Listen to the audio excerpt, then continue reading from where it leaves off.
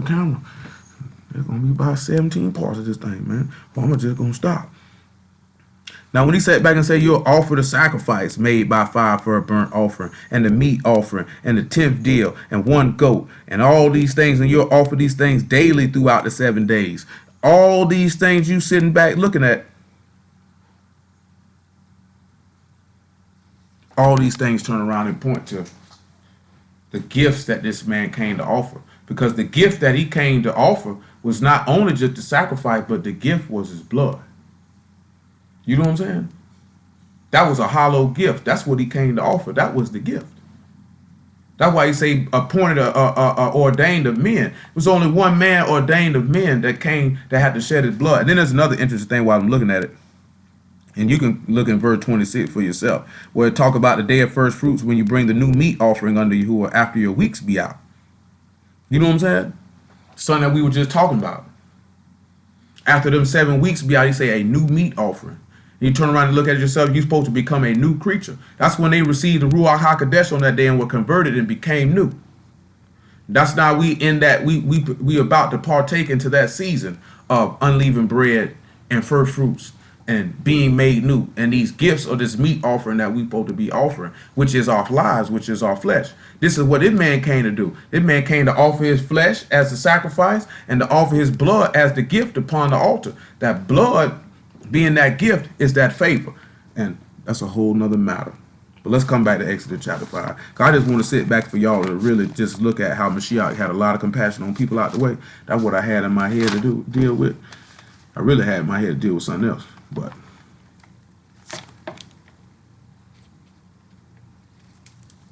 taking a different track. Hebrew 5 though. This thing gonna have about 32 parts to it.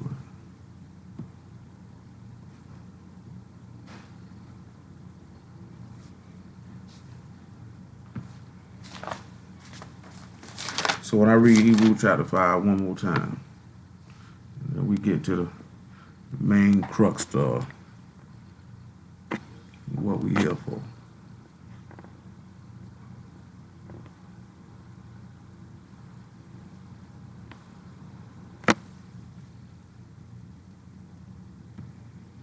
Okay then, so I know I'm holding Exodus 28. I'm gonna come right back to it. It says verse 1, for every high priest taken from among men is ordained for men and things pertaining to Elohim, that he may offer both gifts and sacrifices. Who can have compassion on the ignorant and on them that are out of the way, for he that himself is also compassed with infirmity.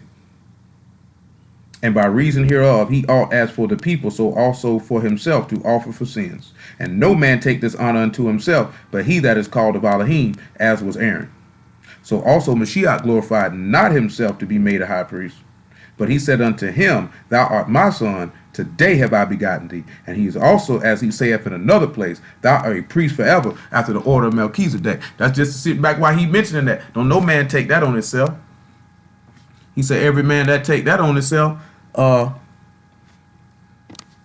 he said can't no man take that on himself. He said Yahuwah lay that honor upon him. Mashyiach didn't take that honor on himself. Yahuwah laid it upon him. He chose Aaron to be the high priest. So when we come back to Exodus 28, right? And we look at thou shalt make a plate of pure gold and grave it upon it like the engravings of an signet, Kadesh to Yahuwah. And thou shalt put upon it a blue lace, that it may be upon the mitre, and upon the forefront of the mitre it shall be. And it shall be upon Aaron's forehead, that he may bear the iniquity of the set apart things with the children of Yasharal, shall hallow in all their set apart gifts, and it shall always be upon his forehead, that they may be accepted before Yahuwah. So what do you think this means when you looking at a mitre that has these things embroidered on the front? It sit back and say it's set apart to Yahuwah. This is what's on the front of it. And it shall be upon his forehead, that he might bear the iniquity. What do you think this mitre could be? Because we don't read about nothing being put on Mashyiach's head, do it?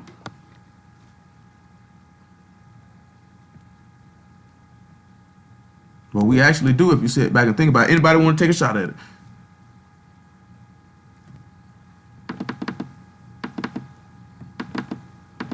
Don't nobody want to take a shot at it?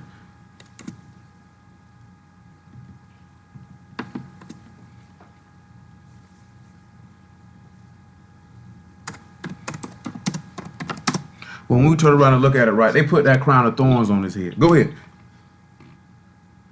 No, Go ahead. it's crazy shit. I was just thinking Yeah, so they put I was that. gonna say, Go ahead. oh, go ahead. No, go ahead, man. You all right? I was gonna say with the crown of thorns, I was just thinking about Genesis 3, about the thorns being that to the day you return, like that thorn is that sin and the thorns on his head. I was just thinking about that. That's all. I mean, you all right?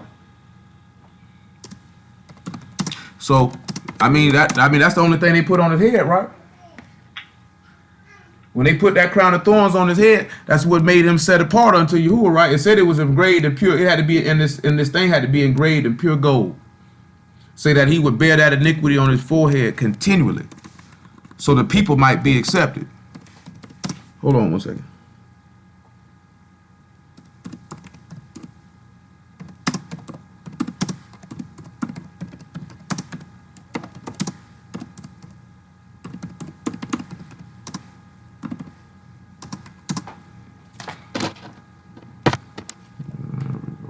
So when we look at that and he say this thing will always be upon his forehead, it means it's going to be at the forefront of his mind. So I want you to look at something in Ephesians chapter 6, even though it mentions a helmet and not a mitre or even a crown of thorns. It's just a point of the matter.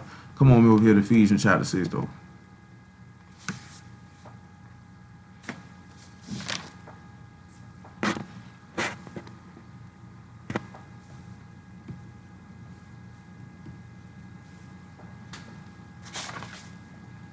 Oh, my bad. It's missing in this book. I got to switch books. Ephesians chapter 6, probably about verse 11. But actually about verse 14.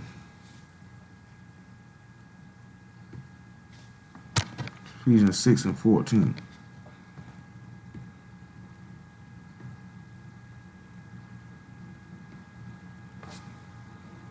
It says, stand therefore having your loins girt about with truth, and having the breastplate of righteousness, and your feet shod with the preparation of the gospel of peace. And above all, taking the shield of faith, wherewith you shall be able to quench the fiery darts of the wicked. And take the helmet of salvation and the sword of the Ruach, which is the word of Elohim. When you turn around and you look at it, and this man has this plate of pure gold graven upon it, and it says, set apart or Kadesh to Yahuwah. And it always be upon his forehead, that he might bear the iniquity of the set apart things. You remember the key thing that Mashyiach stated before he passed. Matter of fact, let's look at it in John chapter 10. Just something that he stated. John chapter 10, just something that he stated. Something that he told these people. Then we'll look at Hebrews 7. Then we'll start looking at what I had it in my mind to look at. John 10 and 36.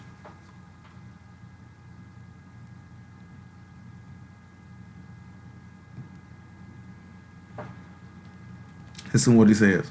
Say ye of him whom the Father hath sanctified and sent into the world, thou blaspheme, because I said, I am the Son of Elohim?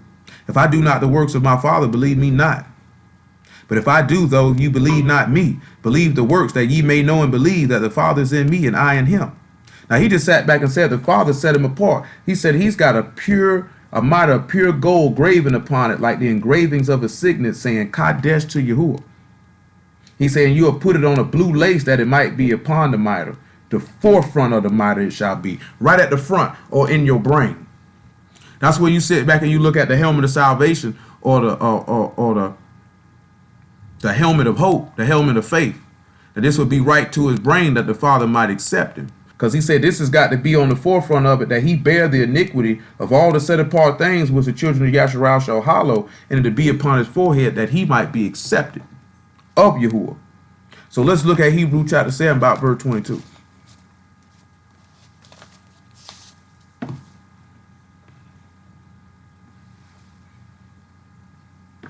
Make it 19.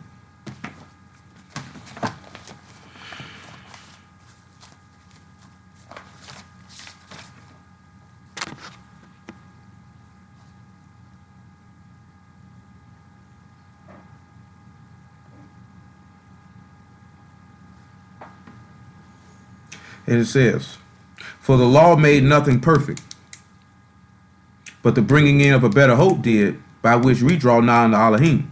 And so much as not without an oath was he made a priest. For those priests were made without an oath, but this was an oath made by him that said unto him, Yahuwah sware and would not repent, thou art a priest forever after the order of Melchizedek. By so much was Yahushua made a surety of a better testament. And they truly were many priests, because they would not suffer to continue by reason of death. But this man, because he continued forever, have an unchangeable priesthood. Wherefore he is able to save them to the uttermost that come to Elohim by him, seeing he ever lived to make intercession for them. For such a high priest become us, who is Kadesh. That's the same thing it said. It's got to be on the forefront of that mitre. It's got to be engraved, Kadesh to Yahuwah. Harmless, undefiled, separate from sinners, made higher than the Shamahim, who need not daily as those high priests to offer up sacrifice first for his own sins and then for the people's. For this he did once when he offered up himself. For the law make men high priests which have infirmity, but the word of an oath which was since the law make the Son who is consecrated forevermore. So again, he said the law make a man a high priest who have weakness. Now we done already look in Hebrews 5 where it say that who can have compassion on the ignorant except him who have weakness. This is why you turn around and you look at the high priest being a man and having to make offerings for his own sins, that he could be able to have compassion on the people because he has the same weakness that the people have. So then you turn around and you see Mashyiach coming around to have the same weakness that the people have, so he can turn around and have compassion on us. And let's look at some of the compassion that he showed on the people. Let's go straight to Matthew. And we also look at some of the weaknesses. Now we look at infirmity. I do not want to say it wrong, because I know I'm going to pronounce it wrong. So give me a second. I don't want to pronounce it wrong. When we look at the word for infirmity, y'all might hear it when they play. Strong's H2470. Chala. It basically is hala, and you can spell it CHALH. It says hala. Now, Corey can correct me if I'm wrong when I read the letters that I got for it. But it means to be or become weak, to be or become sick, be or become diseased, be or become grieved, to be made weak, to be tired, to grieve, to be wounded. Now the characters that I have for this are the Ha, which is the revealed breath, the Lamad, which is the teacher lead, and the Aleph, which is first dead. So we have revealed breath, teacher lead, about the firstborn from the dead. This is what the infirmities or the weaknesses will do. When we turn around and you look at the weaknesses that Mashyiach took on, and we're going to look at a statement that Paul said, and it's something that Mashyiach told Paul, you can see that the infirmities or the weaknesses of Mashyiach, if you take them on, it will reveal him unto you. And if it reveals him unto you, this will be able to allow you to be raised from the dead with him on the first resurrection. So just bear with me on this. So let's look at something in Matthew chapter 4. Because now I got to get to the crux of the matter. This is why he able to have compassion on us, because he likewise took on the same infirmities that we did.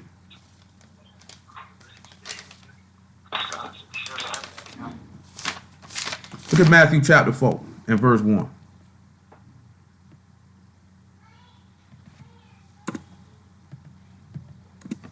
Matthew chapter 4 and verse 1. Matthew chapter 4 and verse 1. And it says, then was Yahushua led up of the Ruach into the wilderness to be tempted of the devil.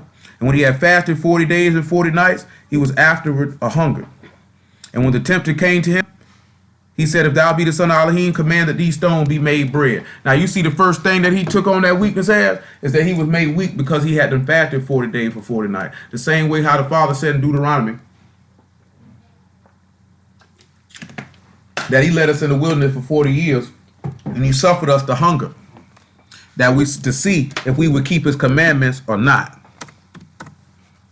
Now you sitting back and you looking at Mashyiach taking on their same weakness, because when a man been without food, he liable to do anything, because he's in a weakened state. Now you turn around and you look at it. He's turning around and he's being taken with your same infirmity, because if he stayed in Shamahim with the Father, what need would he have of food? Matter of fact, look at Psalm chapter 50. Just something that the Most High stated. Just thinking of that verse just made me think of somebody. Psalm 50 and about 7 actually. Psalm 50 and 7.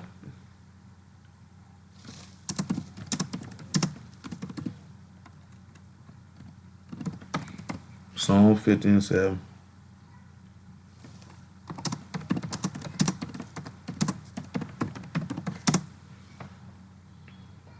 And it says, "Hear, O my people, and I will speak, O Yasharal, and I will testify against thee. I am Elohim, even thou Elohim.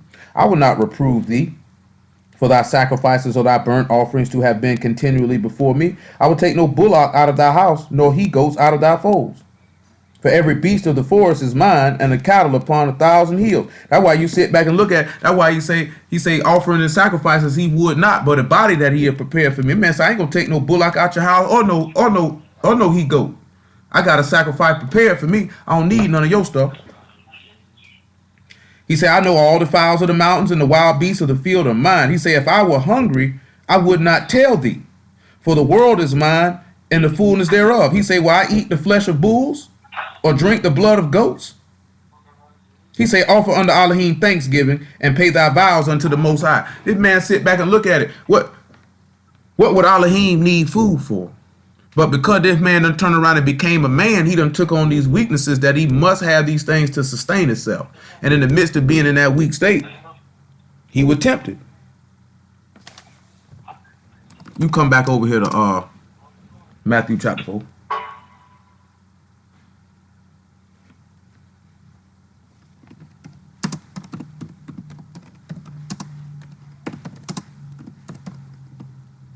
Give me a second.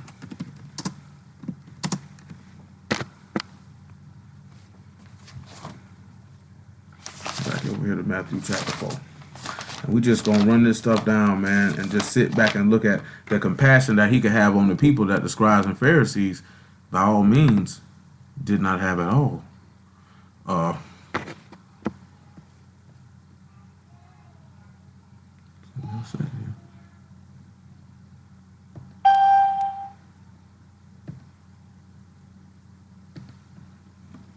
So we don't need Matthew chapter 4. I just was using that as a reference point.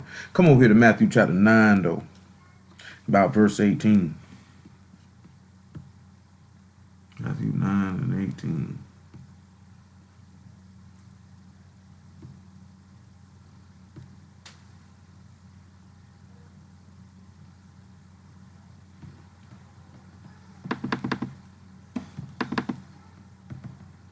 Matthew 9 and 18. It says, "While he spake these things unto him, behold, there came a certain ruler and worshipped him, saying, My daughter is even now dead, but come and lie thy hand upon her, and she shall live. Yahushua arose and followed him, and so did his disciples." Oh, I got the wrong book. All right.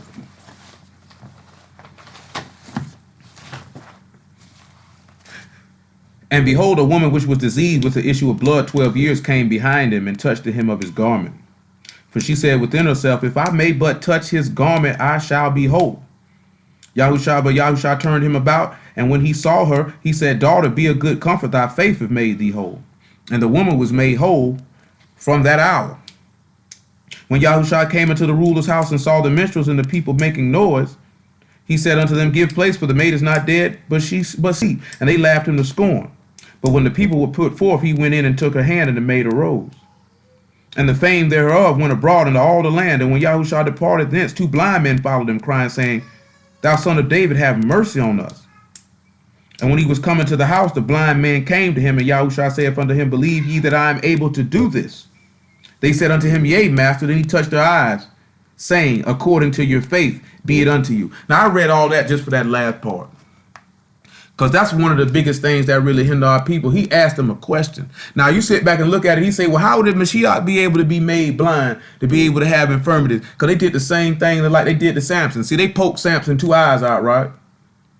So in order for Mashyiach to be able to know that weakness of being blind, that's why they put the blindfold on him. Even though they didn't literally pop his eyes out and he was blind, that blindfold on him had him not being able to see. Therefore, he was able to take on that weakness, that he could have compassion on somebody who was blind. That's why he was able to have compassion on the blind. Even besides the fact that Isaiah 35 bear witness that he would do it. But he even took that on. To be able to have it, even when you read about people who were what's the word it is? Dumb. Which meaning that they couldn't speak. And when you seen them making the accusations against him, he was able to hold his peace and made himself dumb.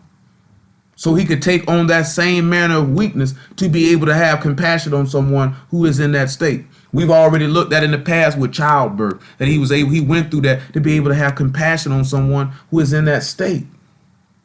When we look at all these things, that means he's taken on all these weaknesses, besides the greatest weakness that he took on of all, which was to become flesh and blood in the first place. This is why he made the statement that the Ruach is willing, but the flesh is weak. Because the Ruach is willing, but this flesh is very, very weak.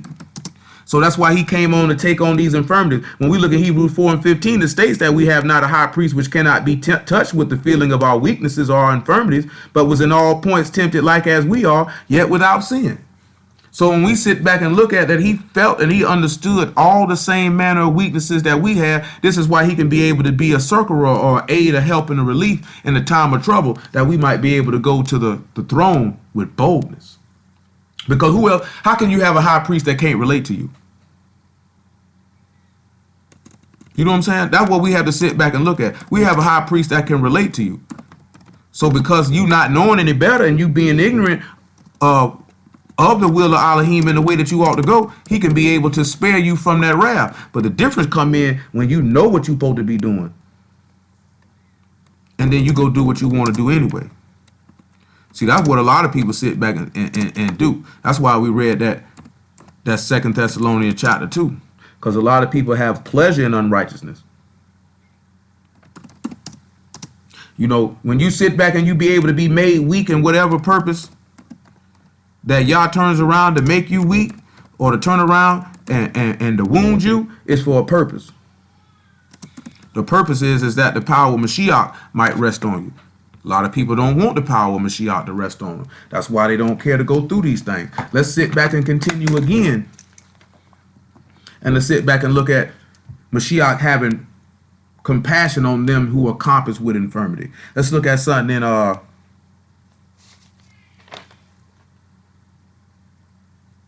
something in Matthew chapter 12 about verse 21.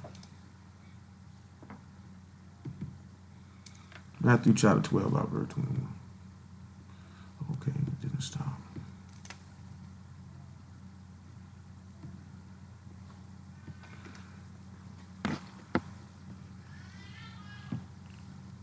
Matthew chapter 12 about verse 21. And it says, or verse 22 actually. Then was brought unto him one possessed with a devil, blind and dumb, and he healed him insomuch that the blind and dumb both spake and saw. And all the people were amazed and said, Is this the son of David? But when the Pharisees heard it, they said, This fellow doth not cast out devils, but by Beelzebub, the prince of devils. And Yahushua knew their thoughts and said unto them, Every kingdom divided against itself is brought to desolation.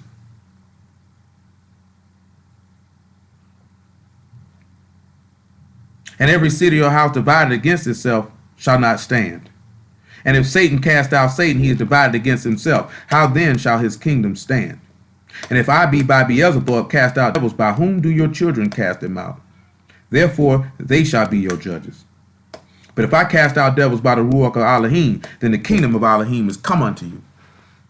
Now he sat back and he saw a man taken in an infirmity.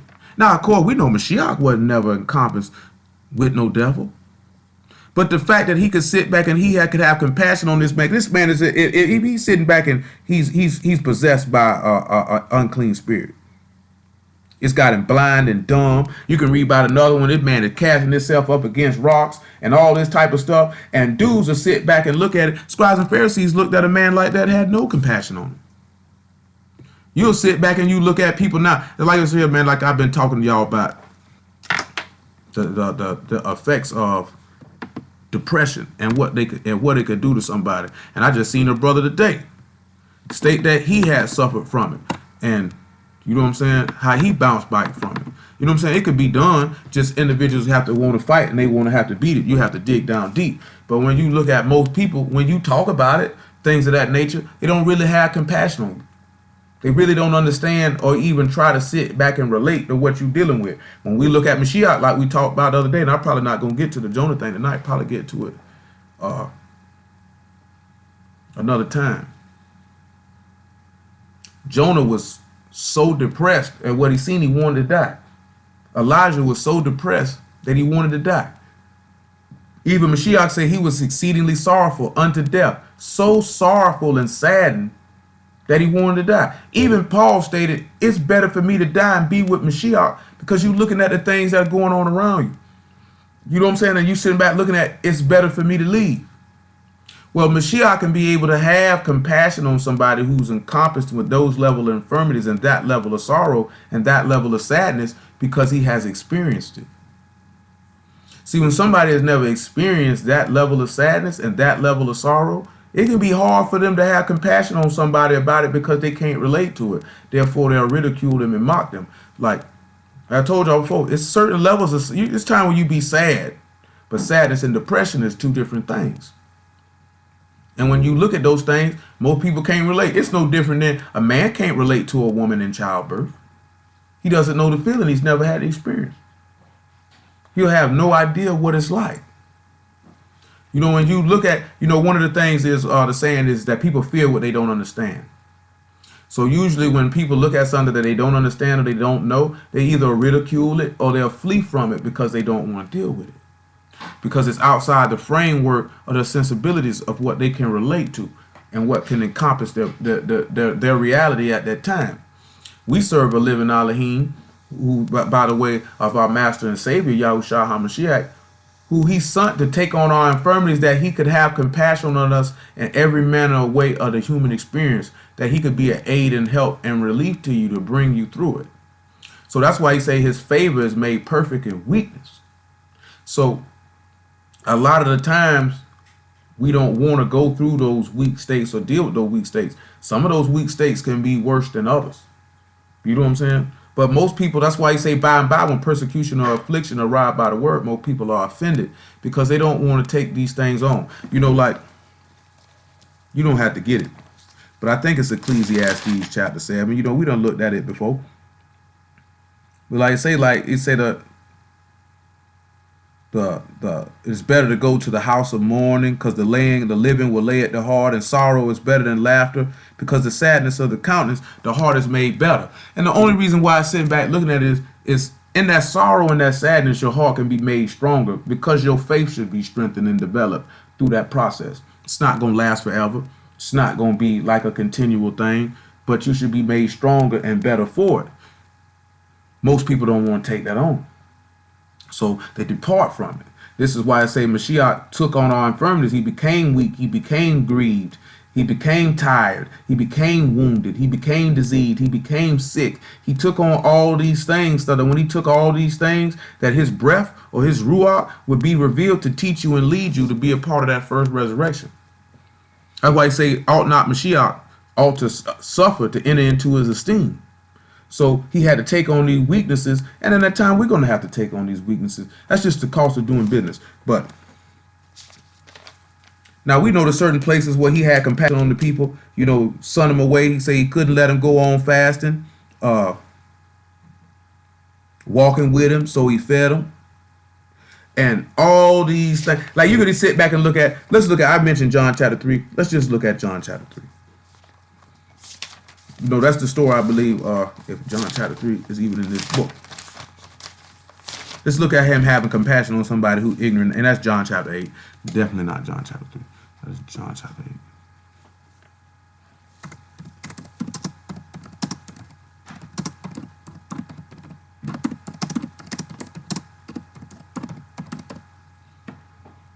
And we look at John chapter 8, verse 5. Or verse 4. They say unto him, Master, this woman was taken in adultery in the very act. Now Moses in the law commanded us that such should be stoned, but what say thou? Now obviously we know this woman, no, I doubt seriously this woman was ignorant of this. We're more than willing to say that she probably knew what she was doing. This they said, tempting him that they might have to accuse him, but Yahushua stooped down with his hand and wrote on the ground as though he heard them not. And when they continued asking him, he lifted up himself and said unto them, he that was without sin among you, let him first cast a stone at her. And again he stooped down and wrote on the ground. And they which heard it, being convicted by their own conscience, went out one by one, beginning at the eldest even unto the last. And Yahushua was left alone, and the woman standing in the midst. Now, he said, woman, no man condemn thee? She said, no man, master. He said, I don't condemn you either. So we looking at this is having compassion on those that are out of the way. You understand what I'm saying? Because she's out the way. She's out the way at Kadesh. He had compassion on her. Hello? Hello? He had compassion on her. Who else can be able to do that? He had compassion on her. This is son of scribes and Pharisees had no compassion on her. They were ready to kill her. They were ready to kill her. You turn around and let's look at another instance in Luke chapter 19 with him having compassion. That's the same thing we looked at in Luke chapter 7. He had compassion on the woman who came and anointed his feet, washed his feet with her tears and dried it with her hair. He had compassion on her. Scribes and Pharisees say, man, if this man was a prophet, he would have known she was a sinner. But like we looked at earlier, Moses didn't do that when the people were called in sin and say, I ain't gonna have nothing. He pled on the people's behalf for y'all to have compassion on him. This is why I'm sitting there telling you, I know people have perceptions and sit back and look, but if anybody been around me for long enough and know, they'll always see that I could run across somebody in the street and I know they don't know no better. I'm not gonna go off on them.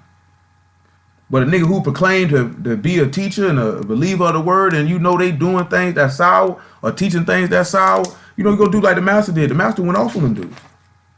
Luke 19:1. It says, and Yahushua entered and passed through Jericho, and behold, there was a man named Zacchaeus, who was chief among the publicans, and he was rich. And he sought to see Yahushua, who he was, and could not for the press, because he was of little stature. And he ran before and climbed up into a sycamore tree to see him, for he was to pass that way. And when Yahushua came to the place, he looked up and saw him and said unto him, Zacchaeus, make haste and come down, for today I must abide at thy house. And he made haste and came down and received him joyfully. And when they saw it, they all murmured, saying that he was going to be a guest with a man that is a sinner. Zacchaeus stood and said unto the master, behold, master, half of my goods I give to the poor. And if I've taken anything from any man by false accusation, I restore him fourfold. And Yahushua said unto him, this day is salvation come to this house, for as much as he also is the son of Abraham. For the Son of Man come to seek and to save that which is lost. Who else gonna be able to have compassion but them that's outside the way, but them that are lost? When you sit back and you look at it, look at Ezekiel chapter 34. Just something that the prophet Ezekiel stated. Ezekiel 34.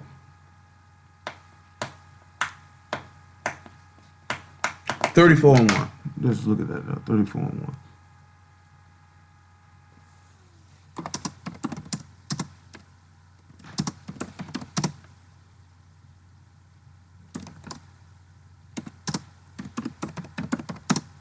Ezekiel 34:1.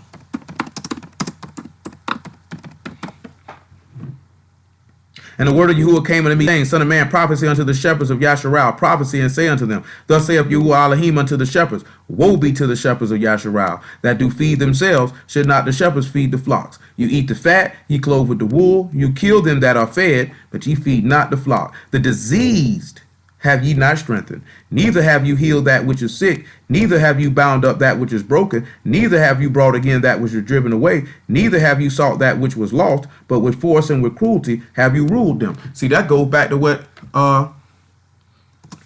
Peter sat back and talked about, is not ruling over. Look at 1 Peter chapter 5 and verse 1 and come back and hold Ezekiel 34.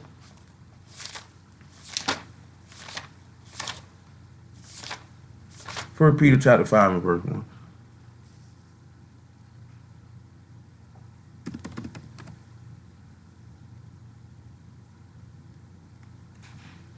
Ooh, that's definitely not the word that's supposed to be there. 1 Peter chapter 5, verse 1.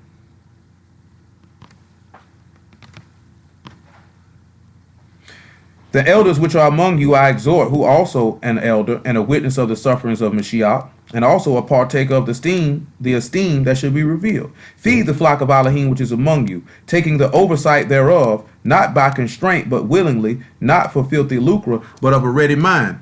So if you're going to sit back and he say you're going to be over the house of Elohim, he say don't do it by constraint. He say do it of a willing and ready mind, and definitely don't do it for no money.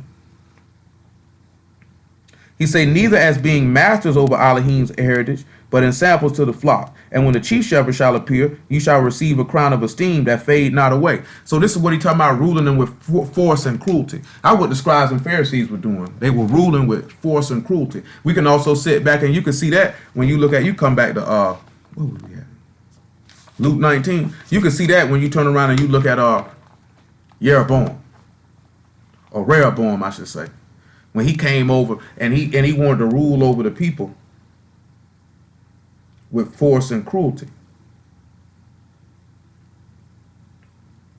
You know, that's when you turn around and you look at it, you know what I'm saying? I know I seen something, and it was actually, I think they said the dudes end up coming out later and said it was not real, it was fake. The flyer about ISUPK talking about come pick your wife up, a woman could come get her husband at Passover. You know what I'm saying? And but when you look at some of these, I can't speak for all of them because I don't know, because I ain't in all of them. But it go to talking about how some people sit back and they say that they being ruled over. They lean to what they want to do, and then they try to make it. And the rule over with force and how did that happen? What they doing or try to comfort themselves with force and cruelty. So, you know, being cruelty is just being outright mean, just doing things to just belittle the people and break the people down to the point where they don't want to be, they don't even want to walk with y'all anymore. You know, you hear about a lot of that when you hear some people coming out saying they've been in certain camps and they done dealt with certain things. So, nevertheless, let's come back to we finished with what was that sitting back in? I think we finished that. Come back to Ezekiel 34.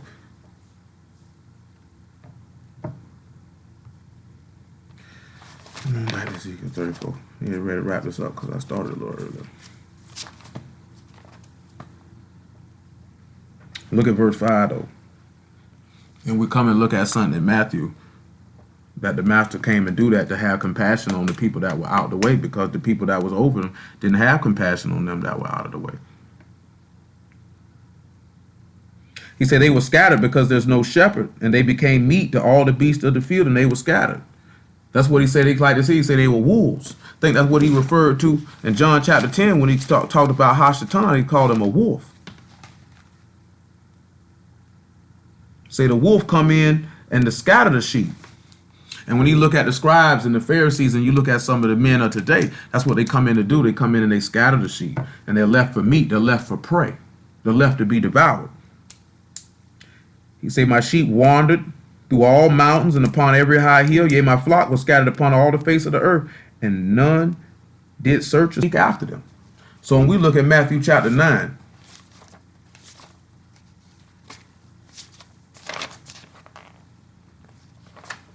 and about verse 34.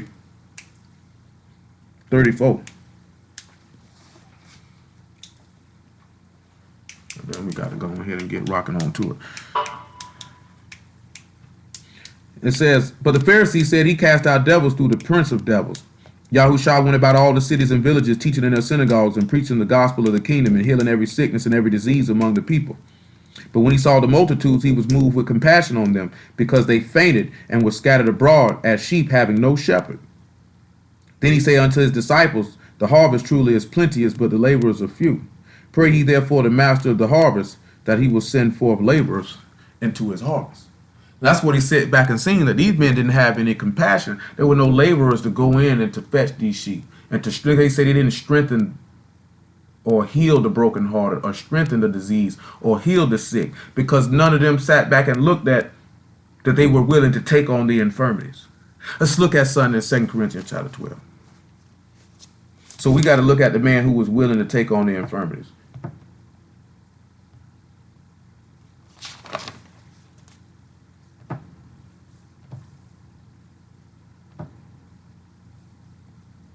Second Corinthians chapter 12.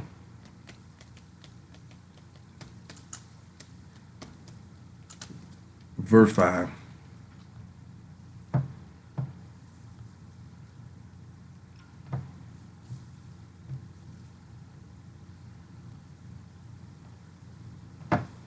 Second Corinthians chapter 12, verse 5. Of such a one will I esteem, yet of myself I will not esteem, but in my infirmities. Paul said, I'm going to esteem in my weaknesses. And for though I will desire to esteem, I shall not be a fool, for I will say the truth, but now I forbear, lest any man should think of me above that which he see me to be, or that he hear of me, unless I should be exalted above measure through the abundance of the revelations that were given to me, a thorn in the flesh, the messenger of Satan to buffet me, lest I should be exalted above measure. For this thing I besought the master thrice, that it might depart from me. And he said unto me, my favor is sufficient for thee, for my strength is made perfect in weakness. Most gladly, therefore, will I rather esteem in my infirmities, that the power of Mashyiach may rest upon me. Therefore, I will take pleasures in infirmities, and reproaches, in necessities, and persecutions, and distresses, for Mashiach's sake. For when I am weak, then I am strong. You know, for the average person, that's not going to make any sense, because they can't. We don't necessarily see strength and weakness. We're not even necessarily taught to see strength and weakness. That's just not what we're told. So when we see somebody in a weak, a lowered state, we automatically think that something is absolutely wrong with them. You know what I'm saying?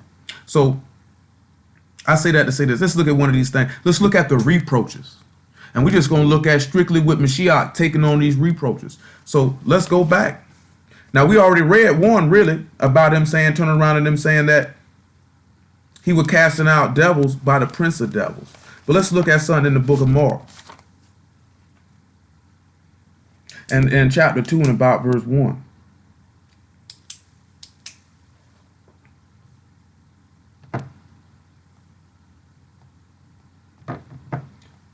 Mark chapter 2 and verse 1.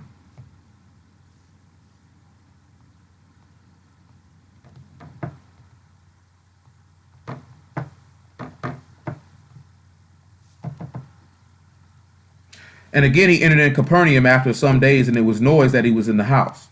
Straightway, many were gathered together, insomuch that there was no room to receive them. No, not so much as about the door, and he preached the word unto them. And they came unto him, bringing one sick of the palsy, which was born of 4. And when they could not come nigh unto him for the press, they uncovered the roof where he was, and when they broken it up, they let down the bed wherein the sick of the palsy lay. And when Yahushua saw their faith, he said unto the sick of the palsy, Son, thy sins be forgiven thee. But there were certain of the scribes sitting there reasoning in their hearts, Why doth this man speak blasphemies? Who can forgive sins but Elohim only? And immediately when Yahushua perceived in his ruach that they reasoned within themselves, he said unto them, Why thee reason these things in your heart? Whether is it easier to say to the sick of the palsy, Thy sins be forgiven thee, or to say, Arise, take up thy bed and walk? But that you may know that the Son of Man hath power on the earth to forgive sins, he saith to the sick of the palsy, I say unto thee, Arise and take up thy bed and go thy way into thine house. Now the first thing that these men sat back when they did this here, they immediately went to reproach him. They immediately meant to dishonor him, because they say, who had the power to do this? The same way we read in John chapter 10, and he say, so you say if he that the Father has sanctified, that I blaspheme because I say I'm the son of Elohim? Or what about when they reproached the man when he say, I and my Father are one, and they took up stones to stone him? Or what about when he say, my Father worked, thereto I work, when they wanted to stone him for healing on the Shabbat day? Then when he turned around and said that, they wanted to stone him for that. Now we look at all these things. See, look at Luke chapter 6, about verse 23. Then get you 2 Timothy chapter 3, about verse 11. Paul said, I would rather esteem or glory in these weaknesses of being disrespected and dishonored. Most people don't want to esteem, and that when they do, they just doing it because they want somebody to be like, you know, them dudes be like, they persecuting us, bro. 6 and 22, they persecuting us. It's ain't nobody persecuting you, man. You putting yourselves in positions where something to happen so you can say somebody persecuting you when ain't nobody really dishonoring you. I'm gonna tell you something, man. It's hard. It's not no easy thing to esteem and somebody dishonoring you.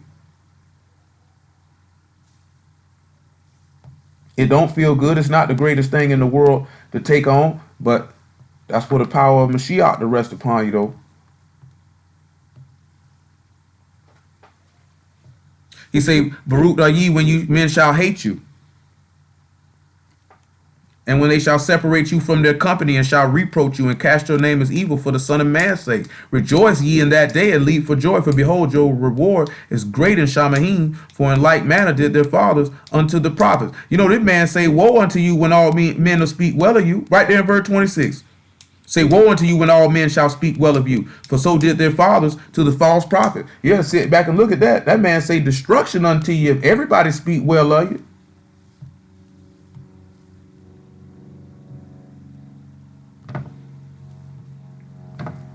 That's something we don't sit around and think about doing. That man say, woe unto you when everybody shall speak well of you. Okay. I do not think there is nothing on any of those. That sucks. So, this is what Paul say that he would rather esteem in is being disrespected.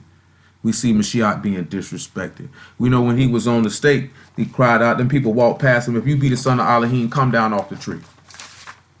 He said he saved others, he can't save himself. Paul said, I'd rather esteem in that. Come on back to 2 Corinthians chapter 12. Let's look at the next thing that Paul say he would rather esteem in. He say persecutions. Well, in necessities. Let's look at something what Mashyiach turned around and said right here in Mark chapter 8. He said, I rather esteem in my necessities, the things that I may have need for. Let's look at 8 and 19.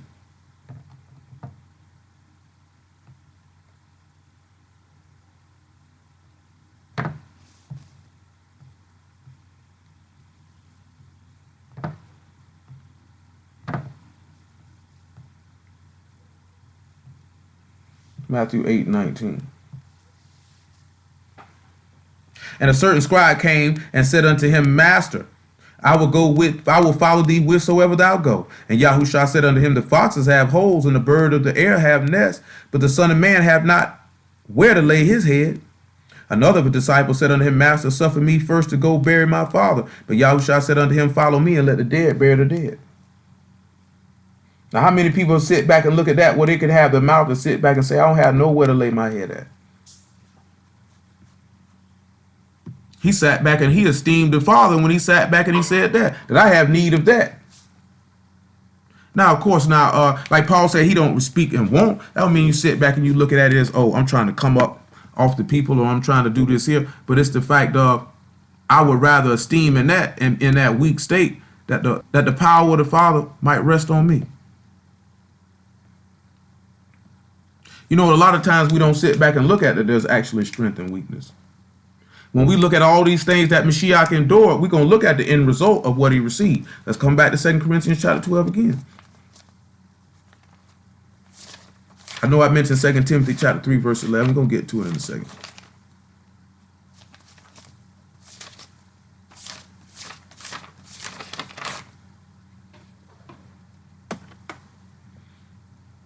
So the next thing we see mentioned is persecutions and distresses.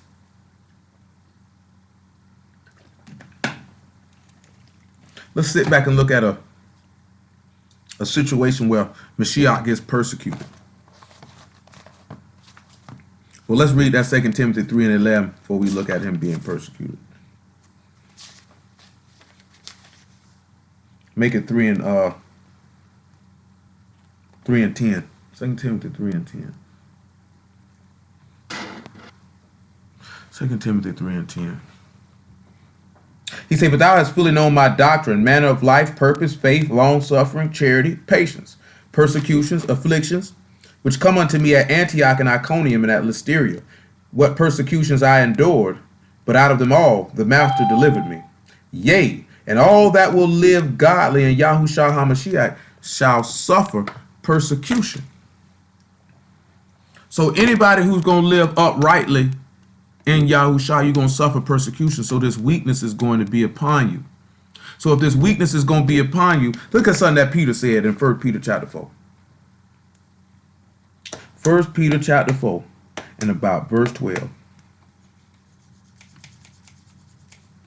We'll sit back and look at that furnace of affliction, all these weaknesses, all these things that may come upon us. They come upon us that the power of Mashyiach might rest on us. And it might seem like this thing is grievous, it's hard to take, it's hard to endure, but you got to keep on going. Because when you keep on going, the Ruach might rest upon you. If you can endure it and take it all the way to the end, if you can be tried all the way out. And I know it's hard, I know it's rough, but if you can endure it to the end, and it could be time you feel like you're ready to faint and all of that, but you got to keep on going. And it says, Beloved, think it not strange concerning the fiery trial, which is to try you, as though some strange thing happened unto you. But rejoice in so much as ye are partakers of Mashiach's suffering, that when his esteem shall be revealed, you may be glad also with exceeding joy. If you be reproached for the name of Mashiach, happy are ye, for the Ruach of esteem and of Elohim rest upon you. And on their part is he evil spoken of, but on your part he is esteemed. But let none of you suffer as a murderer, or as a thief, or as an evildoer, or as a busybody in other men's matters. See, this is saying he sit back and tell you, he say, don't suffer as no murderer. That's either having hate in your heart for your brother or a literal killer. He said, definitely don't be no stealing, definitely don't be committing no sin, and definitely don't be worried about stuff that ain't got nothing to do with you. Because that's what a lot of times a lot of people suffer for doing those very same things. Mostly being in the busybody in other people's matters and things ain't got nothing to do with them. He said, yet if any man suffer as a Yahudim, let him not be ashamed. Let him esteem Elohim on this behalf. That's why he say faith make not ashamed, or hope make not ashamed. See, before I finish what I really the point of the persecution, because we've been looking at that. Look at something in Romans chapter 8. Because this is something that came to my head earlier today when I was walking. Not just to break it down, but he put it in my head for me to look at it and to look at it right then. Romans 8 and 18.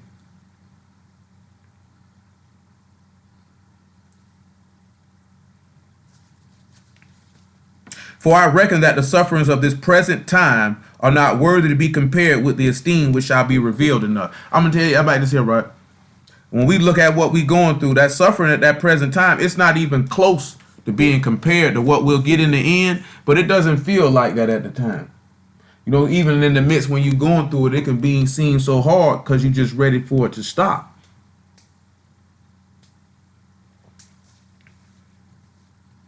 He say, for the earnest expectation of the creature wait for the manifestation of the sons of Elohim. For the creature was made subject to vanity, not willingly, but by reason of him who have subjected the same in hope. Because the creature itself also shall be delivered from the bondage of corruption and to the esteemed freedom of the children of Elohim. For we know that the whole creation groan and travail in pain together until now. That's the same thing. We look at this and we line it up with the law, right? The creature was made subject to vanity, not willingly. When we look at our ancestors in Mizraim and the bondage that we, and the vanity and the worthlessness that we experienced in Egypt, that was not willingly. That was by reason of him who has subjected the same in hope. The Father had set that up. Because he said the creature itself would be delivered from the bondage of corruption into the esteemed freedom of the children of Elohim. That's why we sitting back looking at, we were delivered from that bondage of corruption from the house of bondman, that will come that freedom to be the sons of Elohim to enter in the promised land. He said, for we know that the whole creation groan and travail in pain together until now. The same way we were groaning then. It's all pointing to this. Because we were in afflictions, we were in persecutions, we were in sufferings. And in the midst of that weakness, because he said, I didn't deliver you because you were the most of the people. He said, you were fewest of all people. He said, but because I loved you and I made a covenant with Abraham, Isaac, and Jacob, I delivered you from the house of Egypt, from the house of bondmen. You turn around and you look at that. We don't realize that when we look at the story of Egypt, we were persecuted there. They were killing our babies. You know what I'm saying? We were afflicted there. They were taskmasters and they put heavy burdens upon us, and we groaned because of it, not realizing that in that position of weakness we were made strong because the power of our Elohim rested upon us at that time when he hit them with those plagues and brought us out of that bondage, that we could become the sons of Elohim. So in that point in time we were in infirmity, because at that time we were tired, we were grieved, we were weak, just like Mashyiach. You sitting back looking at it, when you look at Yasharal in that instance of what the Egyptians were doing to them, that's Mashyiach, grieved, weakened, wounded, tired. And in all those sorrows, the power of Elohim rested upon us and delivered us out. So that's why you say, ought not Mashyiach offer suffer the enemies into esteem? So being in a weakened state is not necessarily a negative thing when it comes to your salvation. So when you look in 23, right? And not only they, but ourselves, which also have the first fruits of the Ruach, even we ourselves grown within ourselves, waiting for the adoption to wit, the redemption of our body. For we are saved by hope. But hope that is seen is not hope. For what a man see, why doth he yet hope for? But if we hope for that we see not, then we do with patience wait for it. He say, likewise, the Ruach also help our infirmities. For we know not what we should pray for as we ought. But the Ruach make intercession for us with groanings which cannot be uttered. You know, the Ruach help us with our weaknesses. You know what I'm saying? Let me see if I tell you, man, like, shoot. I sit back and I can bear witness to that, because that just happened to me this week. When the Ruach bear witness on something, because just being, you can get weak in the flesh. Just like you say, man, the Ruach is willing, but the flesh is weak.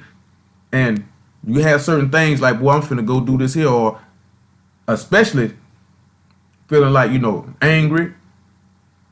It's like, nigga, try me, I'm gonna dust him off. I wouldn't care who it was. Nigga flinch wrong, look wrong, speak wrong. Didn't even matter. They was gonna catch it. Then you come out later in the week, somebody playing with my money. That's how I'm feeling. But this man's spirit, like this, is like you can't do that. It'll refrain, it'll pull you back from that. Because that flesh is weak, but you got to have that Ruach come in to help you with them weaknesses. I think sometimes people forget that you are a man, that you are a living being. And in the midst of that, look at 1 Corinthians 9 and 24, something that Paul stated right here. Let's look at something that he stated. Make it 26. 1 Corinthians 9 and 26.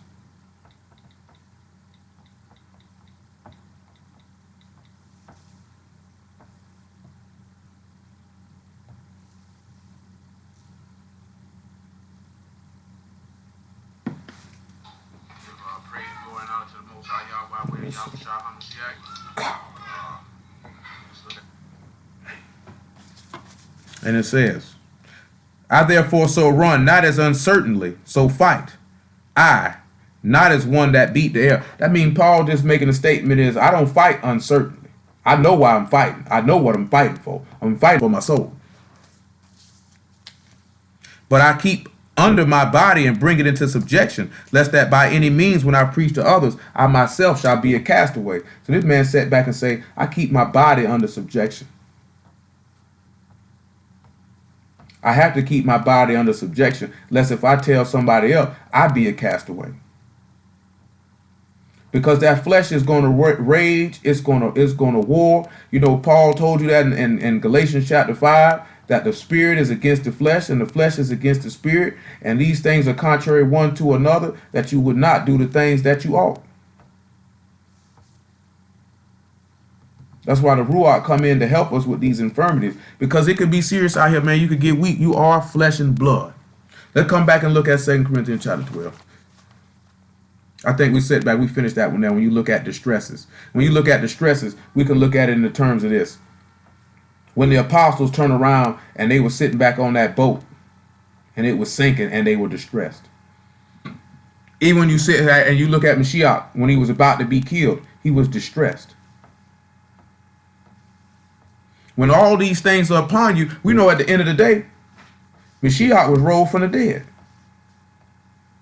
He was rolled from the dead. The power of Elohim rested upon him because he was risen from the dead, because he sat back and he gloried in those infirmities.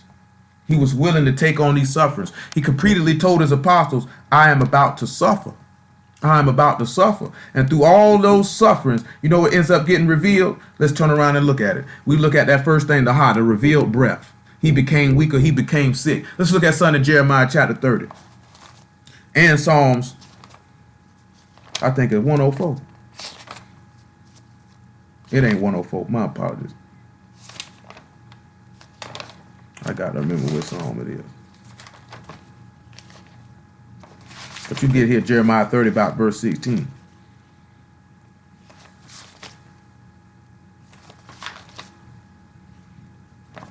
I'll get it in a second.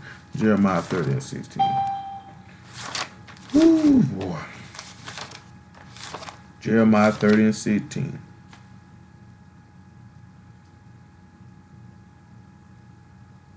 My apologies. We want about verse 12. Jeremiah 30 and 12.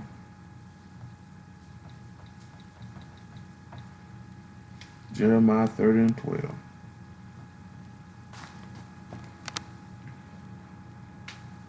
He said, for thus saith Yahuwah, thy bruise is incurable and thy wound is grievous. There is none to plead thy cause, that thou may be bound up. Thou hast no healing medicines. And all thy lovers have forgotten thee, which seek thee, for I have wounded thee with the wound of an enemy, with the chastisement of a cruel one, for the multitude of thine iniquity, for thy sins are increased. Now we know here in verse 17, he said he'll restore health to him and he'll heal him. But when we turn around and you look at these diseases, or these wounds are incurable, and you don't have any healing medicines to bind you up because you had these bruises and these wounds, these are the weaknesses, because we already noticed here how he wounded him with the chastisement of a cruel one and of an enemy, because he turned it into people were against him. He said he came into his own received him not. These are the infirmities that he had to take on. And when we get transformed into, that's why he said if we suffer with him, we'll reign with him. So when we look at, we'll take on these infirmities and these weaknesses, we're taking these on so the power of Mashyiach can rest upon us. You know what I'm saying? And like I say, one of them is to be grieved. And I ain't even getting into the be grieved as much as I would like. I talked about it a little bit on Wednesday, just because y'all know that I've been grieved for a multitude of reasons. You know what I'm saying? You have a lot of stuff come on here at one time, it'll grieve your soul. See, look at something in Proverbs 15 and 13. And even in the midst of dealing with all that, I'm already knowing I'm just taking on what he took on. You know what I'm saying? It don't feel good for that present time, but at the end, it's going to produce something. It's just getting through it. 15 and 13. And you could get Proverbs 18 and 14. It's something that we done looked at before as well. So we'll just run through and paraphrase it, because we finna get ready to shut it down. He say, the heart of him that have understanding. I'm sorry, I'm reading the wrong verse. A merry heart make a cheerful countenance, but the sorrow of the heart, the ruach, is broken. Now, he stated that he can't heal the brokenhearted. That's the same thing that he sat back and we read in Ezekiel about. He said, you didn't come to help the brokenhearted. You know what I'm saying?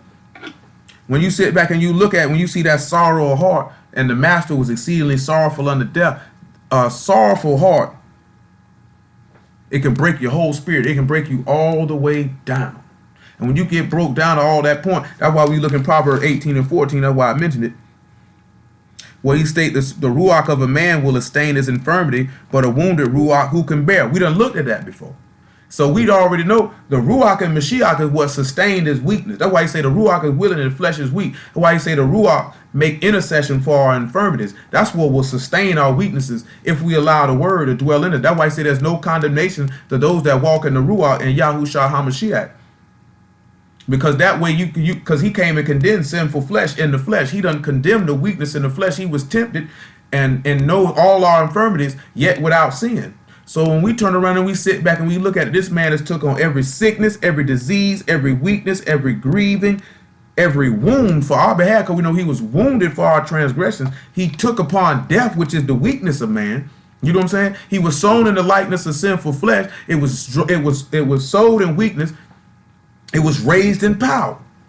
He took all these things on. So when we look at all these things about, I would rather let the infirmities of Mashyiach rest upon me that I might have power.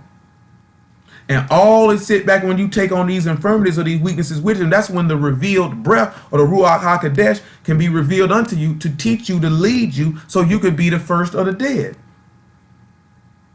Because when you look at that revealed breath, the word was revealed to him and everything that he would suffer. And it was to teach him. He said he learned obedience from the things that he suffered, that he might bring that the captain of your salvation may be made perfect through sufferings, that he may bring many sons unto esteem, and that he would learn sufferings that he learned obedience from the things that he suffered, so that everyone that obey him would be saved. So that's when we sitting back, when we looking at the hala or the infirmity, the revealed breath to teach or lead the first of the dead. That's what we got to sit back and look at. He was made perfect to be the author of eternal salvation to all them that obey him. So that's why he said, ought not Mashyiach all to suffer to enter into his esteem.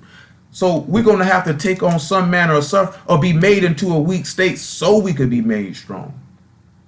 You know what I'm saying? I know Brother Tony had mentioned this weeks ago, that when the vulnerabilities of the people who are preaching and teaching and leading the people to be made manifest, then the people can turn around and see that they're the same as them. And if they're the same as them, that they can overcome those same vulnerabilities. Mashyiach showed those same vulnerabilities and weaknesses. That's why we see Paul saying, I would rather esteem in my weaknesses, that I don't be exalted above measure, that a man see me above than what he think that I am, that the power of Mashyiach can rest upon me, because when I'm weak, then I'm actually strong. When I'm weak, I'm actually strong. We don't even think about it to even look in that framework, a thought process to look at that. When I'm weak, I'm actually strong. Because we taught if you're weak, you're not strong. And when you're strong, you're not weak. When we turn around and when you look at with the living Elohim, when we look at the word of Yah, that when we're actually weak, we're actually strong. Because what will we be strong in? We will be strong in the faith of Mashyiach to endure, to take these infirmities and weaknesses that we may be made into his likeness and his image and be conformed as he is. And really that those infirmities and those weaknesses are actually teaching us and leading us to die. See, since I say he learned obedience from the things that he suffered, let's look at Romans chapter 6.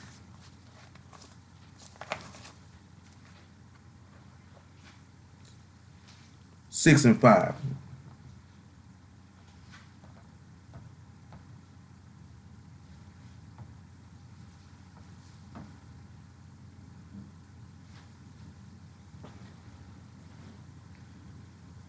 For if we have been planted together in the likeness of his death, we shall also be in the likeness of his resurrection. Knowing this, that our old man is crucified with him, that the body of sin might be destroyed, that henceforth we should not serve sin. For he that is dead is freed from sin. Now if we are dead with Mashyiach, we believe that we shall also live with him. Knowing that Mashyiach, being raised from the dead, died no more, death have no more dominion over him. For in that he died unto sin once, but in that he lived unto Elohim. Likewise reckon yourselves also to be dead indeed unto sin, but alive unto Elohim through Yahushua HaMashiach our master. That's the same thing referencing back what I was talking about coming up out of Egypt. We were in sin, we were in death in that place. But when he sat back and he offered up that firstborn lamb and we came from up out of there, what did that turn around and do? That freed us from that, so we could turn around and look at that we should no longer live unto sin, but that we should live unto Elohim after that. When we went through the Red Sea as forth as the immersion, to come out the sons of Elohim, to be the first fruits. But we decided that we wanted to go back. We didn't want to come out with him. See, let's look at Job 30 and 18.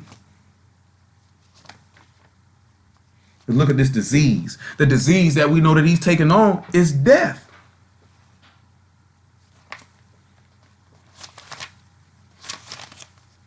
So we look at when we get immersed in his name, we're taking on that death. I'm going to take on that disease. I'm going to take on that weakness of infirmity, but live through the power of Elohim, through walking in the Ruach or walking in the Son. That death would have no dominion over me. That disease, because he said, I will heal you from all your wounds. Well, to heal you from the wounds is the Ruach. And after that revealed breath, you know what the man told you in John 14. He said, the Comforter, which is the Ruach HaKodesh, will teach you in all things which I have said unto you. They'll bring to remembrance everything I've said unto you. So that revealed breath will teach you what you ought to do. Once you done heard the word, he say, faith come by hearing, and hearing come by the word of Elohim. And once you have received this anointing, you have no need that any man teach you, for that anointing teach you in and of itself. So once the word abide in you, let's sit back and look at it. The revealed breath has showed you this. It's going to teach you and lead you in what you ought to do. The said the servant is not above his master. If they persecuted me, they'll persecute you. Say if they heard my saying, they'll hear yours also. He said they hated me without a cause. So when you come on, we already dealt with this in the past. You say through much tribulation, you got to enter in the kingdom of Elohim. You could be homeless. You could be hungry. You could be naked. You could have no certain dwelling place. You could have false brethren among you. You could have all type of things. You could be beaten. You could be whipped. You could be stoned. You could be shot. You could be stabbed. You could be spit upon. You could be disrespected with the reproaches. You could be in distresses. You could be in pure and utter sorrow. Your heart could be broken. Your spirit could be broken. All of these things Mashyiach went through, and you should esteem in those things to recognize and suit those that see that the power of Mashyiach rests upon you. Joel 30 and 18. Make it 17 though. Make it, matter of fact, just make it 15. Terrors are turned upon me. They pursue my soul as the wind, and my welfare pass away as a cloud. You already know that. He was exceedingly sorrowful unto death. Them terrors went to coming upon him. Man say, they pursued my soul as the wind. They were after him. And now is my soul poured out upon me. The days of affliction have taken hold upon me. So when he went to praying, my bones are pierced in me in the night season, and my sinews take no rest. He prayed all night. I can't get no sleep. I'm finna get ready to die. He say, by great force of my disease is my garment changed. It bind me about as the collar of my coat. So when we look at 1 Corinthians 15, he say, by great force of my disease, my clothing is changed.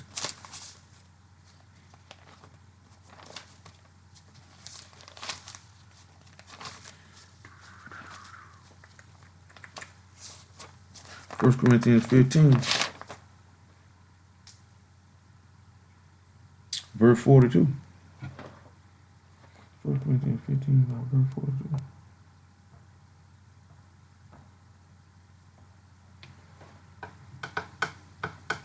He said it, and it says, so also is the resurrection of the dead.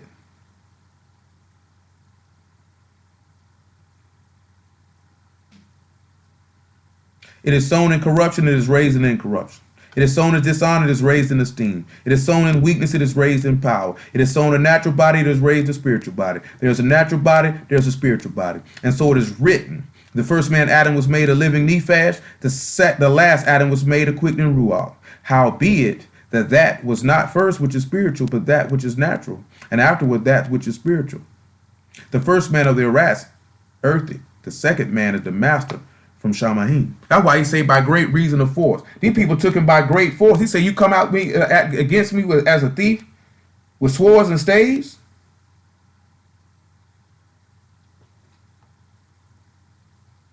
They took that man by force. And they killed him by force. And by reason of that force, or reason of that disease, his garment was changed. He was made new. That's why we looked at that earlier in Hebrews 11, to walk in a new and living way that he consecrated through the veil. That is to say, his flesh.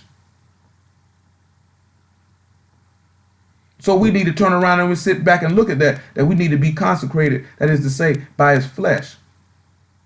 And that by his flesh, we can be made new. So we got to be able to take death on.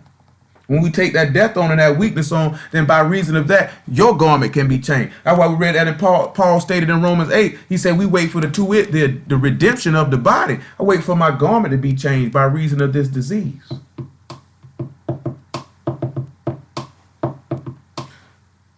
John 11 and 25. Then Revelation chapter 20. So when we look at the halak, or to become weak, sick, greed, or disease. I ain't gonna sit back. You can sit back and you can look at John chapter 11, and you see Mashyiach crying for Lazarus. I want John 11 and 25. We're probably about 20. You know what I'm saying? You sit back and you see Mashyiach in Mark chapter 3. He was grieved because of the hardness of the people's hearts. You sit back and you looking at Luke, I think it's about Luke 19, where he wept over Jerusalem. He was grieved. He was sorrowful because the people had no idea what was about to come upon them. They didn't know their visitation was upon them. You know what I'm saying? They say he was a man acquainted with grief, a man of sorrows. He took upon our grief. He took upon our weakness. He took upon our sadness. He took upon our death. He did all of these things. He was wounded. He was tired. He was weak. He was diseased. He was sick. All of these infirmities he took upon him to take it all. That's why we read that in Matthew chapter 8, verse 17 on Wednesday. The man said he bore your infirmity. He wasn't doing nothing but quoting what's in Isaiah 53. Himself took on our infirmities and bare our sicknesses. This man took your sicknesses and your weaknesses and he bare them on the stake. He bare them on the stake for your sake. That though that if you esteem in those weaknesses that you would be made strong. You know, we don't even sit back and realize that this man was made weak, but yet he was strong. And that if we're made weak through him, yet we are strong. That's why the book say, let the weak say that I am strong. Who told y'all for that? 11:20. Then Martha, as soon as she heard that Yahushua was coming, went and met him. But Martha sat still in the house. Then said Martha unto Yahushua, Master, if thou had been here, my brother had not died. But I know that even now, whatsoever thou wilt ask of Elohim, Elohim will give it thee. Yahushua said unto her, thy brother shall rise again. Martha saith unto him, I know that he shall rise again in the resurrection at the last day. Yahushua said unto her, I am the resurrection and the life. He that believe in me, though he were dead, yet he shall live. And whosoever live and believe in me shall never die. Believe thou this. In order for that revealed breath to teach you, to lead you about being from the part of the firstborn of the dead, because we know the dead in Mashyiach shall rise first, you're going to have to believe that he's the son of the living Elohim and live accordingly. He said, the captain of your salvation, he said he learned obedience from the things that he was suffered, that the author of eternal salvation might be made, although that people might be made perfect through sufferings, all those that obey him. If you believe him, you're going to have to obey him. And if you believe in him, obey him, you're going to have, at the minimum, you're going to take on persecution. At the minimum. Revelation 21. And then Philippians chapter 2.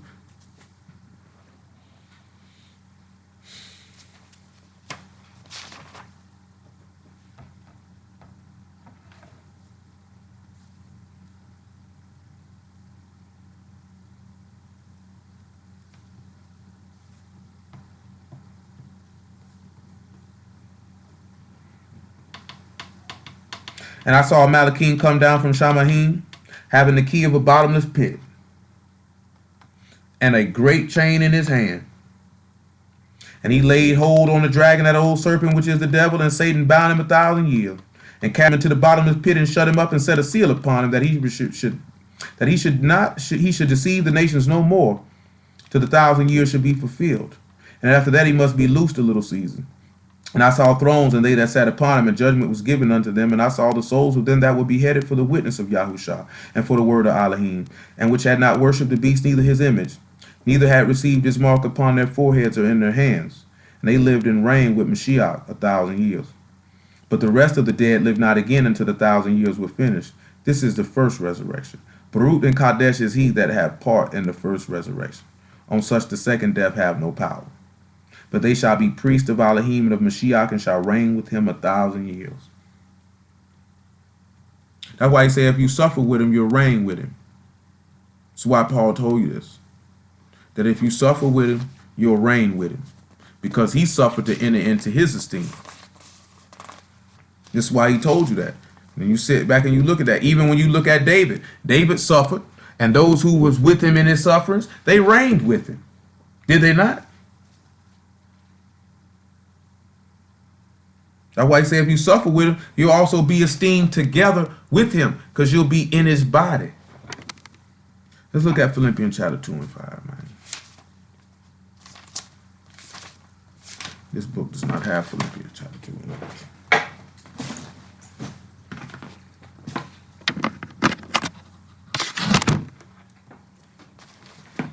Excuse me. Philippians 2 and 5. Let this mind be in you, which was also in Yahushua HaMashiach, who being in the form of Elohim thought it not robbery to be equal with Elohim, but made himself of no reputation, and took upon him the form of a servant, and was made in the likeness of men, infirmities. And being found in the fashion as a man, he humbled himself and became obedient unto death, the disease, even the death of the stake. Wherefore Elohim also have highly exalted him, and given him a name which is above every name, that at the name of Yahushua every knee should bow of the things in Shamahim, and the things in the rats, and the things under the rats, and that every tongue should confess that Yahushua HaMashiach is master, to the esteem of Elohim the Father. So when we turn around and we look at it, we can be able to humble ourselves and to take upon these weaknesses and suffer. Then the power of Elohim might can rest upon us. And when it might can rest upon us, we might can be made perfect. Man, what is wrong with, man? Come on, dude. Seriously? We'll stop right there, man. Hallelujah for Yahushua and the word, man. I understood all this stuff, man.